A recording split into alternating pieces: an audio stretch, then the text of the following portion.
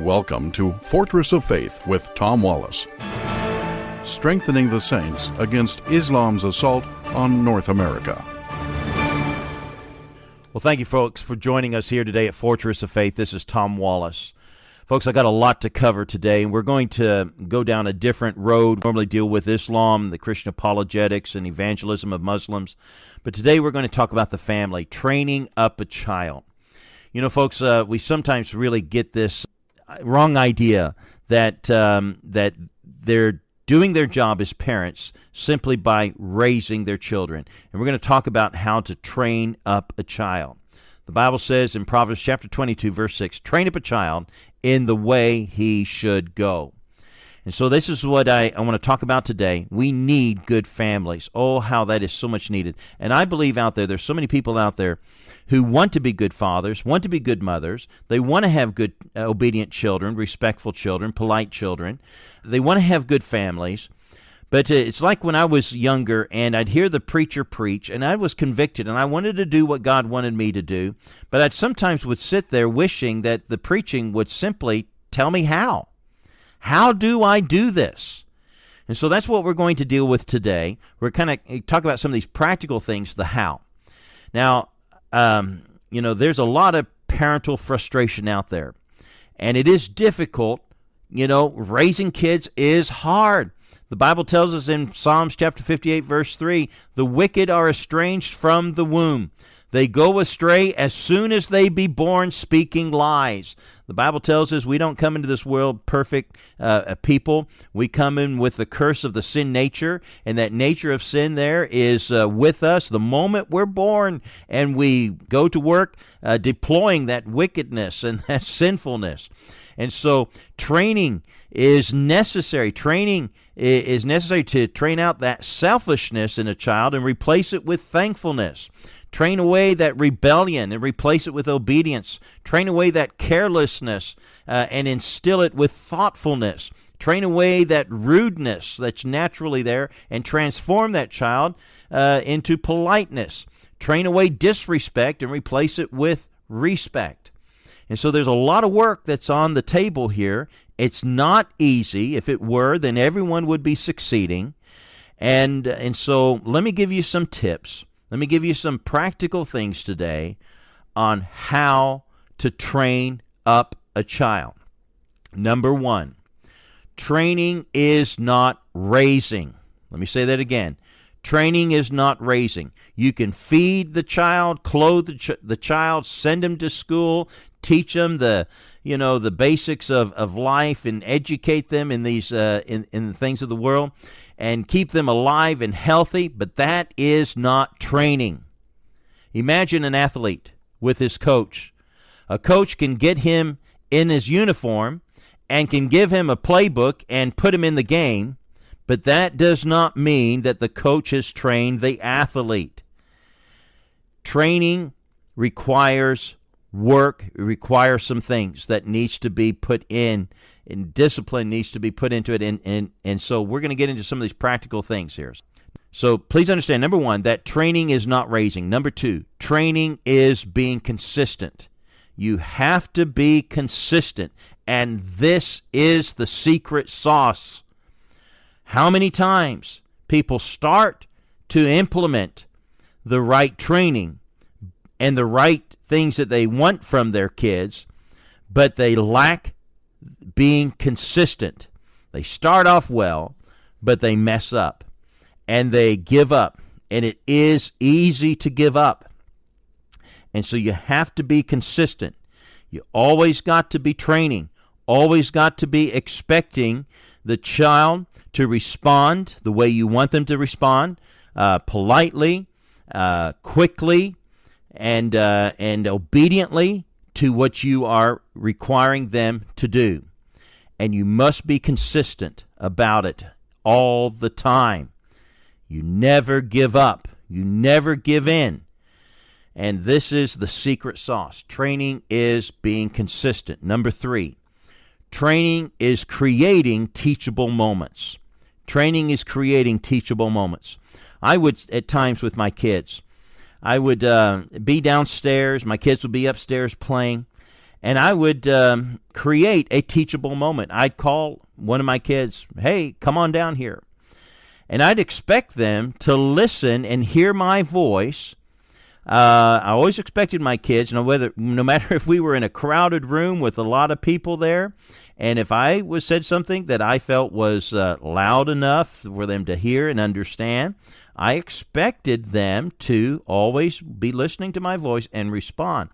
And so the kids would be upstairs playing, doing their thing there, and I'd call one of them down, and I didn't really need them to do something for me, but I would call them down to do something to create a teachable moment. Are they going to respond? Are they going to be obey? Are they going to be quick? And all these things, are they going to do what I've told them to do with gladness, with a cheerful heart? And so these were creating teachable moments. When I lived in England, one of the places I lived, it was up in Harrogate. And next to us was a mounted police division. They had the stables, about 5 or 6 horses there. And the policeman who rode the horses there lived in that little community.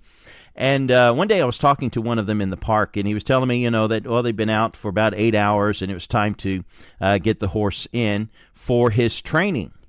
And I thought, wow, I thought to be taking him in for the night, for the break. And he said, no. We always go through teaching when they're tired and cranky.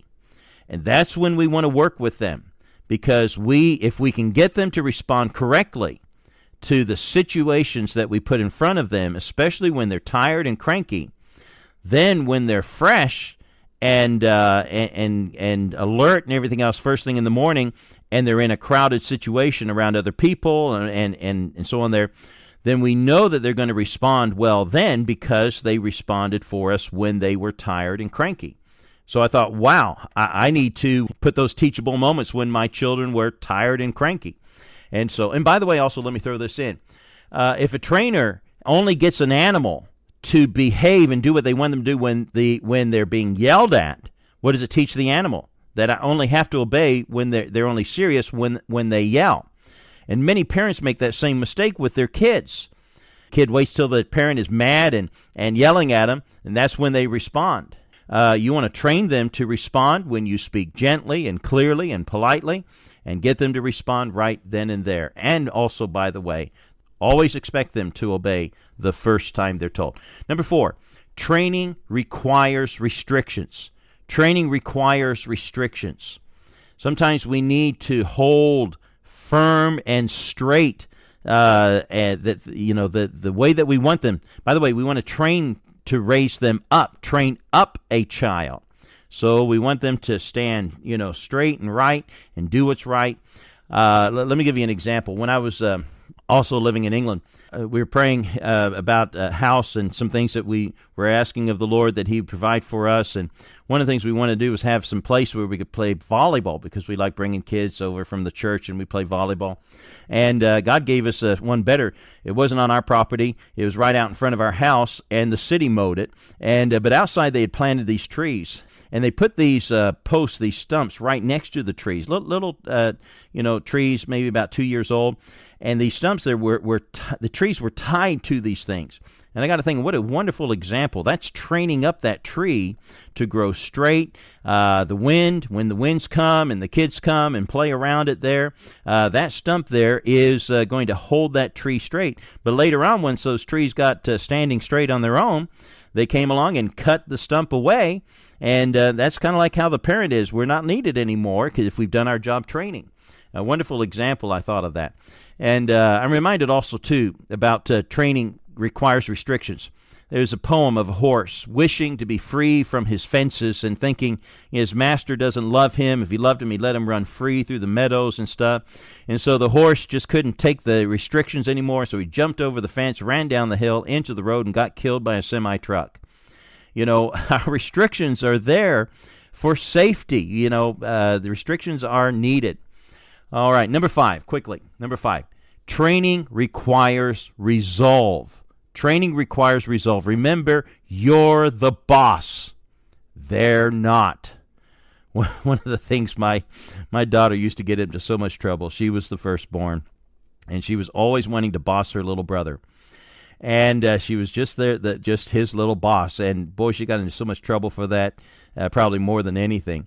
And one of the things we sometimes would do is if they, we'd have them go stand in the corner, but I'd have them repeat, something so that they would learn not to do this again.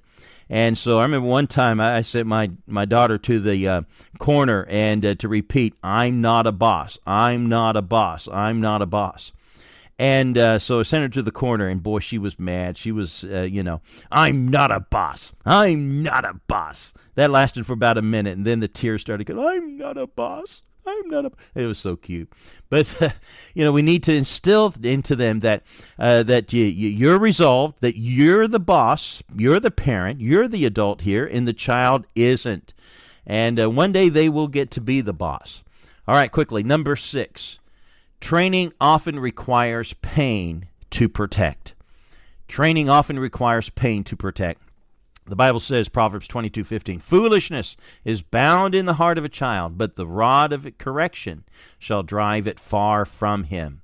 Proverbs 13:24, "He that spareth the rod hateth his son, but he that loveth him chasteneth him betimes."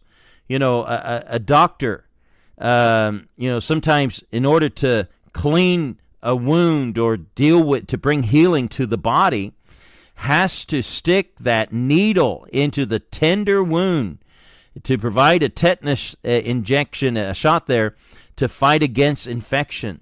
And even though he knows that what's going to hurt he's doing that for the good of the child. So sometimes pain is necessary for their protection. And I tell you, also too, let me read this to you. Proverbs 20, verse 30.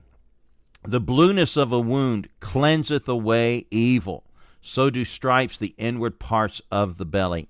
When a person does wrong and they have guilt within them, and if you don't deal with bringing a discipline to them for the wrong that they've done, then that guilt can bring self-loathing in their heart. It might lead to self-harm. And so sometimes we fail our children by not bringing discipline when they have done wrong, because inside they know that they've done wrong. Their conscience bears witness of that. All right. And by the way, this is so important, and let me park here for a moment. Punishment is not discipline. Yes, spanking is a biblical concept, but I want to tell you, parents, that when you strike another child, you need to be disciplined in the way you bring out your discipline to your child. Don't do it to punish them. Punishment is not discipline. Discipline is a spanking that's controlled. They understand what they've done wrong, and they're loved after the moment that they have been disciplined and brought back to fellowship with you. But sometimes parents, you've got to watch yourself, because we get angry and we can't discipline. We can't punish them when we're angry. We have to be disciplined ourselves. Well, we're out of time. But let me close. Let me remind you. Let me review. Training is not raising. Training is being consistent. Training is creating teachable moments. That's important. Training requires restrictions. Training requires resolve. And training often requires pain to protect. God bless you. God bless your families. May we raise them in the admonition of the Lord, and may God bless you.